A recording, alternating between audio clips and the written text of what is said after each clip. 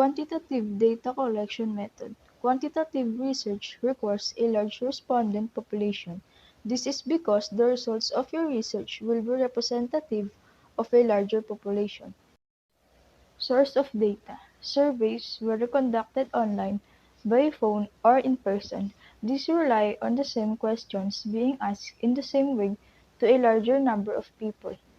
Observations, which may either involve counting the number of times that a particular phenomenon occurs, such as how often a particular word is used in interviews, or coding observational data to translate it into numbers, and secondary data, such as the company accounts. Data collection method.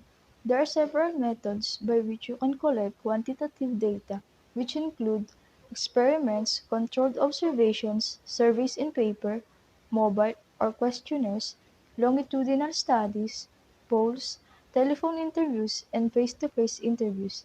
The method by which you collect quantitative data can impact your participants' responses. For example, participants taking part in an experiment are unlikely to make the same choices as they would in a social context. The interview is a conversation in which you and the employer exchange information. Structured interview. A structured interview is a quantitative research method where the interviewer is set of prepared closed-ended questions in a form of an interview schedule, which he or she reads out exactly as worded, makes use of a standardized sequence of questioning in order to gather relevant information about a research subject. This type of research is mostly used in statistical investigations and follow a premeditated sequence. Face-to-face interview. Face-to-face interviews allow the research the ability to have interviewers gather detailed information about attitudes and behavior towards a particular topic. Whenever ones want to find out more about an issue or explore an answer, interviewers should be trained how to probe to gather unbiased detailed responses. Face-to-face interviews are structured interviews conducted by trained interviewers who use standardized interview protocol and standardized set of responses for recording of participants' responses. Telephone interviewers conduct surveys and interviews over the phone. They may work in a call center or from home. They are usually employed by a market research companies or by other organizations that need to gather public data for the development of goods and services.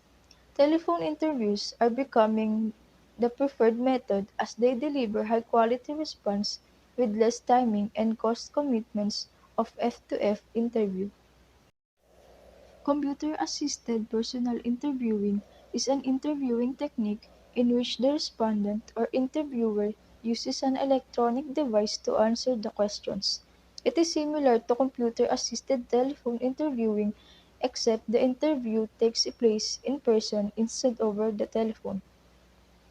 Computer-assisted personal interview, or CAPI, is a face-to-face data collection method in which the interviewer uses a tablet, mobile phone, or computer to record answers during the interview.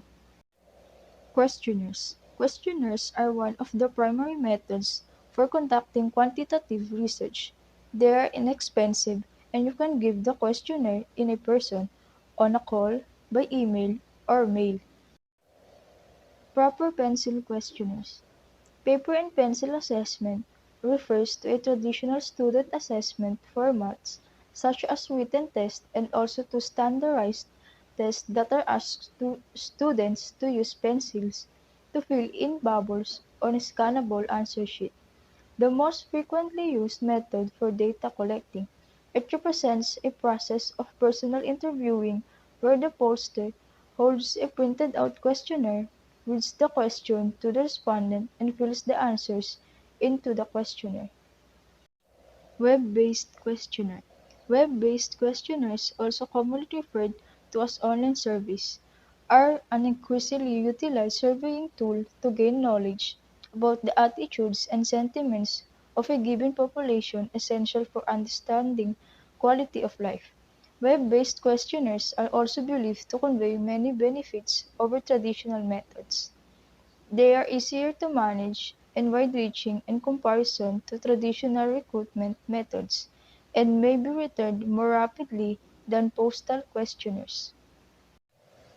Self-administered questionnaire. A self-administered questionnaire is a structured form that consists of a series of close-ended and open-ended questions.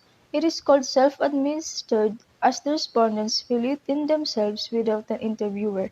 Respondents answer at their convenience. There is no need to set up interview appointments. Surveys are delivered wherever the mail or email goes, city or country, home or office. No interviewer is present to inject bias in the way questions are asked.